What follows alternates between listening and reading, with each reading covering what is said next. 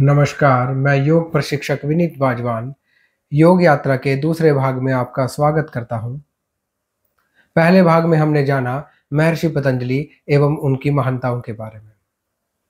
इस दूसरे भाग में हम महर्षि पतंजलि द्वारा प्रतिपादित योग दर्शन के बारे में जानने एवं समझने का प्रयास करेंगे। योग दर्शन, दो शब्द योग एवं दर्शन। यहां पर हम योग का अर्थ जानते हैं। योग युज और युजिर दो धातुओं से बनता है। संस्कृत व्याकरण में दो धातुएं देखने को मिलती हैं, एक युजिर धातु, एक युज धातु। युजिर धातु से बनता है युजिर योगे, अर्थात योग जुड़ना, जोड़ना, मिलना, मिलाना।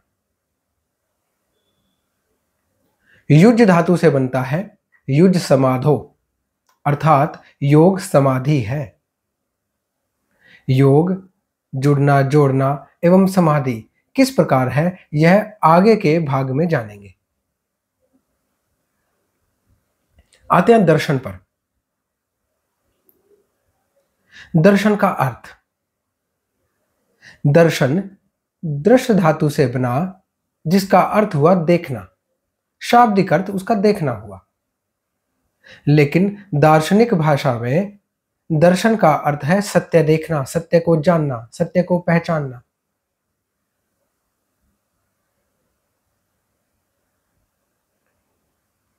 दर्शन तीन मीमांसाओं पर आधारित है। उसमें तत्व मीमांसा, ज्ञान मीमांसा एवं आचार मीमांसा। तत्व मीमांसा में यह बताया जाता है कि यह पूरा जगत का निर्माण कैसे हुआ, किसने किया, किस प्रकार से पूरा जगत, पूरा यूनिवर्स, पूरा ब्रह्मांड, प्रत्येक जीव की रचना हुई, किसके कारण हुई, कारण क्या है जिसके कारण यह पूरा जगत निर्माण हुआ। दूसरा, ज्ञान मीमांसा में यह बताया जाता है जिसने इस जगत का निर्माण किया, जिस कारण इस जगत का निर्माण हुआ, जिस कारण प्रत्येक जीव का निर्माण हुआ, वह कारण को खोजने के, उसको जानने के उपाय क्या है, साधन क्या है, रास्ते क्या है, वह ज्ञान मीमांसा में बताया जाता है। और तीसरा, आचार मीमांसा। आचार मीमांसा में उस ज्ञान को आचरण में लेकर आना, उसे अभ्यास में लेकर आना, उसे कर्म में लेकर आना, यह आचरण मीमांसा में आता है।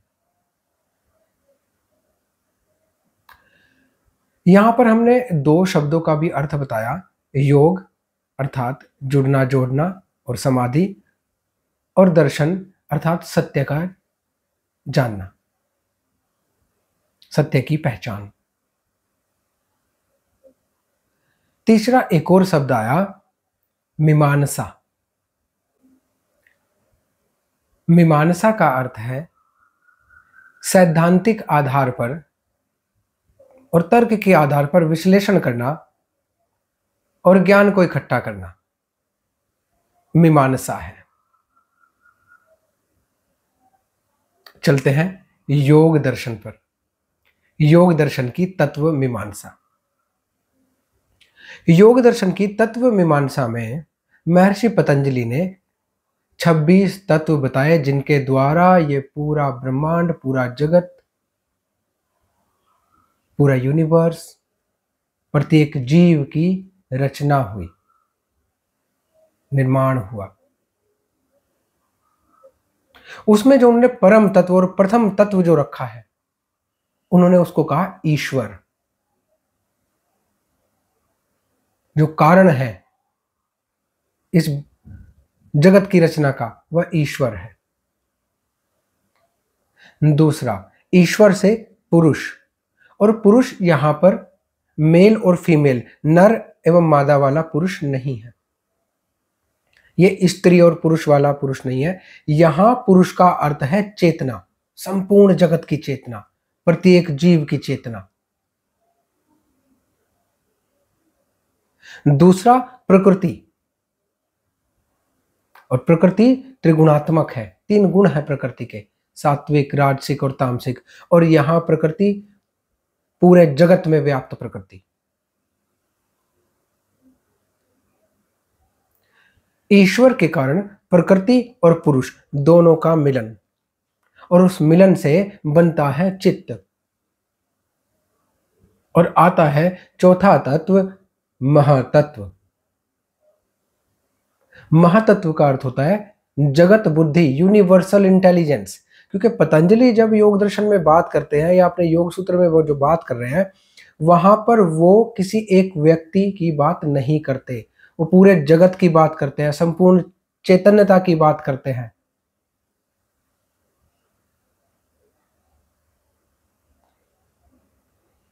वो प्रत्येक जगत में व्याप्त ऊर्जा की बात करते हैं।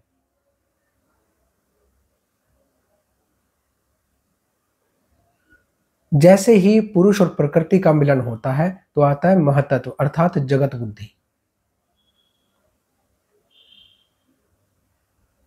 और महतत्व के बाद अहम, अहम अर्थात होने का भाव। जैसे ही बुद्धि आई वैसे ही जगत के भीतर होने का भाव आया, मैं भी हूं।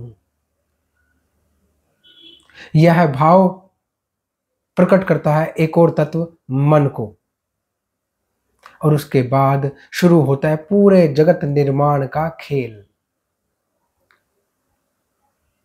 पंच तत्व बनते हैं, अग्नि, पृथ्वी, जल, वायु, आकाश। पंच तन्मात्राएं बनती है, शब्द, स्पर्श, रूप, रस, गंध। 5 ज्ञानेंद्रिया बनती है, आंख, नाक, कान, जिह्वा और त्वचा। और 5 कर्मेंद्रिया बनती है, हाथ, पैर, धड़, उपस्थ, गुदा। प्रथम तत्व जगत के रचयिता ईश्वर के कारण प्रकृति पुरुष का मिलन, महातत्व का बनना, यूनिवर्सल इंटेलिजेंस का बनना, फिर अहम, फिर मन, और फिर बाद में पंच महाभूत, पंच तन्मात्राएं, पंच ज्ञानेंद्रिया और पंच कर्मेंद्रिया, वो बाद में 25 तत्व, और जो वो कहते हैं एक ईश्वर, इसलिए वो 26 की बात करते हैं। इन सब के द्वारा एक जगत का निर्माण हुआ, कारण ईश्वर। यह पतंजलि द्वारा प्रतिपादित योग दर्शन की तत्व मीमांसा है। इस जगत में चाहे एक कण बना हो, चाहे यह पूरा जगत बना हो, चाहे कोई भी एक जीव बना हो, वो सब इसी प्रक्रिया के द्वारा बना है। अब आते हैं योग दर्शन की ज्ञान मीमांसा पर। ज्ञान मीमांसा में महर्षि पतंजलि बताते हैं वापस वहीं ईश्वर तत्व की ओर जाने का रास्ता। हम कैसे इस जगत के खेल से, इस वृत्त को तोड़ करके बाहर निकल जाए, वापस वहीं पहुंच जाए जहां से आए, उसी कारण के पास, उसी एक तत्व के पास। वह कौन से साधन हैं, किस प्रकार के अभ्यास हैं जिससे हम ये चित्त का, जगत का, महातत्व का, अहम का, 5 ज्ञानेंद्रिया, 5 कर्मेंद्रिया, 5 तन्मात्राएं, पंच महाभूत का घेरे को तोड़ करके वापस पुरुष में स्थापित हो जाए, पुरुष अर्थात चेतना में स्थापित हो जाए वापस। हम अपने चैतन्य स्वरूप को जान ले, हम पहचान ले।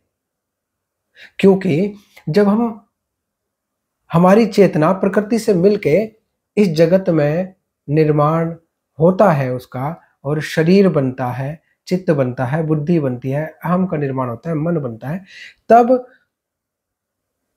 हम अपने आप को साफ साफ नहीं देख पाते, हम दर्शन नहीं कर पाते अपने। अर्थात हमारी चेतना अपने आप को साफ साफ नहीं देख पाती कि वह चेतना है, वह शरीर नहीं है, वह मन नहीं है, वह बुद्धि नहीं है, वह ज्ञानेंद्रिया नहीं है, वह कर्मेंद्रिया नहीं है। यहां ज्ञान मीमांसा में महर्षि पतंजलि बताते हैं कि कैसे वापस वह पुरुष, वह चेतना जान पाएगा कि मैं पुरुष हूं, मैं चेतना हूं। और उस चेतना के अकॉर्डिंग वह काम करेगा, उस चेतना के अकॉर्डिंग बुद्धि, मन, अहम काम करेगा। जब कॉन्शियसली और कॉन्शियसनेस के द्वारा बुद्धि, मन, चित्त, अहम काम करते हैं, ये शरीर काम करता है,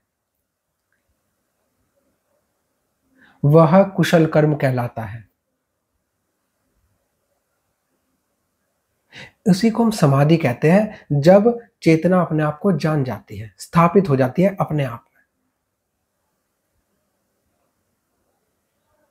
और आचार मीमांसा में महर्षि पतंजलि यह बताते हैं कि किस प्रकार से हम उन अभ्यासों को, उन साधनों को अपने आचरण में उतारें, अपने कर्म में लेकर आए, हम उन्हें धारण करें।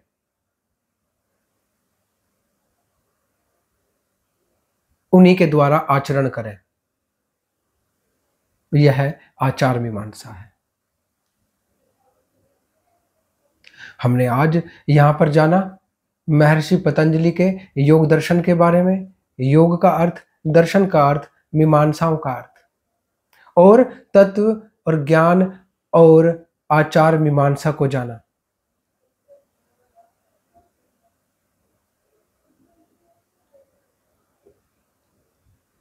हम आज की योगशाला की योग यात्रा के इस भाग का यहीं पर समापन करते हैं। अगर आपको यह भाग पसंद आया तो कृपया लाइक करें, शेयर करें, सब्सक्राइब करें। धन्यवाद।